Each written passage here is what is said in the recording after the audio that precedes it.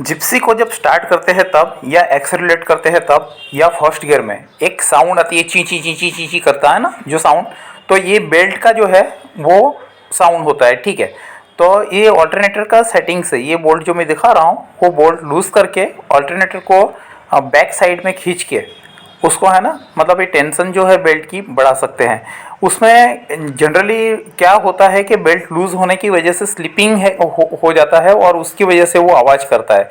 तो ये ऑल्टरनेटर को बैक करने से वो टेंशन बढ़ जाती है। यहाँ पे कुछ मतलब बारी वगैरह डाल दीजिए बोल्ट लूज़ करने के बाद, और ऑल्टरनेटर को बैक साइड पे खींच के सफिशिएंट टेंशन जो है वो क्रिएट करके ये बोल्ट अगेन टाइट कर दीजिए, तो फिर बेल्ट में टेंशन जो है वो बन जाएगा। ठीक है, तो वो जो आवाज़ है चीची वाली वो बंद हो जाएगी। बेल्ट पे कोई ऑयल या कोई लुब्रिकेशन नहीं करना होता है, और आवाज़ जो है वो टेम्पररी सॉल्व होगी अगर लुब्रिकेशन करने से, लेकिन अगर बेल्ट टेंशन बनाएंगे तो परमानेंटली आपको सॉल्यूशन मिल जाएगा।